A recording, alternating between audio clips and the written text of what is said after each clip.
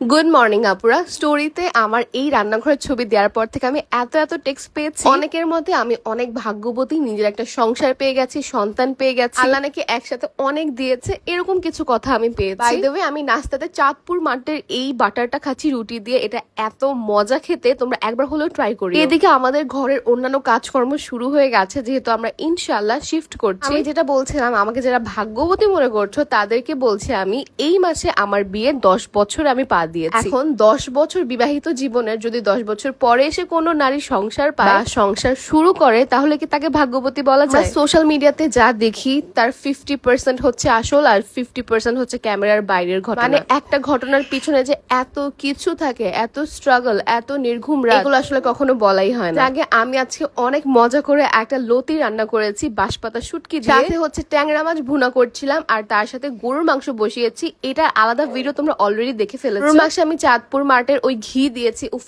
এত দারুণ ঘিয়ের ঘ্রাণ, পুরো ঘর ঘিয়ের ঘ্রাণ দিয়ে ভরে গেছে যখন আমি ঢাকনা খুলেছি। আমি কুরবানি আসতেছে, তোমরা অবশ্যই কিন্তু ট্রাই করতে পারো ওদের ঘিটা পোলাও রান্নার জন্য বা রেজালা রান্নার জন্য। রান্না করতে করতে যারা প্রেগনেন্ট আপুরা আছো বা একটু হেলদি আপুরা আছো, যাদের শরীরে একদম স্ট্রেচ মার্ক পড়ে গেছে, তাদেরকে দেখাই অ্যাভেলিনের একটা প্রোডাক্ট যেটা এত জাদুর মতো কাজ করে। মানে পেটের যত স্ট্রেচ মার্ক আছে, হাত পায়ের যত স্ট্রেচ মার্ক আছে, সব দূর হয়ে যাবে। এখন সেটা যদি প্রেগনেন্সির কারণে হয় বা ওয়েট গেইনের কারণে হয়, যে কোনো কারণে হোক না কেন, তোমার শরীরে স্ট্রেচ মার্ক থাকলে এটা ব্যবহার করার পর চলে যাবে ইনশাআল্লাহ। দিনে 2 বার ব্যবহার করলে খুব দ্রুত এবং খুব ভালো ইফেক্টিভ রেজাল্ট পাবে। আমি তো বাবু হওয়ার পর থেকে অ্যাভেলিনের এই প্রোডাক্টটা ইউজ করছি আমার পেটে। আমি ক্যাপশনে পেজের নামটা দিয়ে দিচ্ছি, তোমরা এটা কিনে নিতে পারো যারা হচ্ছে এখন প্রেগনেন্সির পরে একটু স্ট্রেচ মার্ক নিয়ে টেনশনে আছো। আর তোমরা যারা প্রেগনেন্ট না, তবে কাছের কোনো মানুষ প্রেগনেন্ট এবং স্ট্রেচ মার্ক নিয়ে টেনশনে আছে, তাদেরকেও তোমরা সাজেস্ট করতে পারো অ্যাভেলিনের ওই প্রোডাক্ট। যাকে হেল্পিং হ্যান্ড কাজ করে চলে গেছে, এখন আমি টেবিলটা ক্লিন করে নিয়েছি, রান্না বান্না অলরেডি শেষ। আম্মুকে এর মধ্যে আম্মু গোসল করাচ্ছে, অলওয়েজ আম্মুই গোসল করে, আম্মুই ওর কাপড় চোপড় ধোয়। আমি এর মধ্যে চলে আসছি শাওয়ার নেওয়ার জন্য। এরপর দুপুরে খেতে বসেছি, আর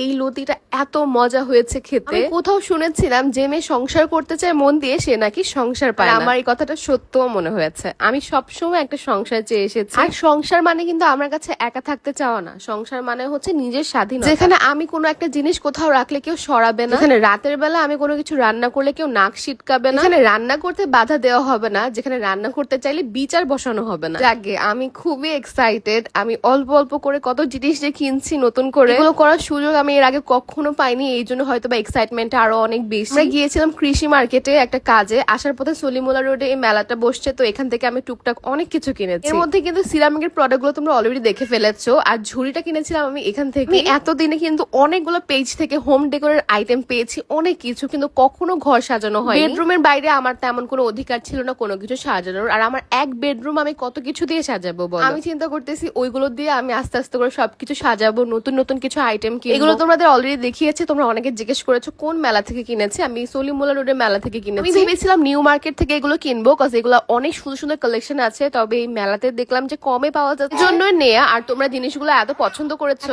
সংসারের সাথে তো অনেক কিছু লাগে, একসাথে আসলে সবকিছু কেনা সম্ভব না।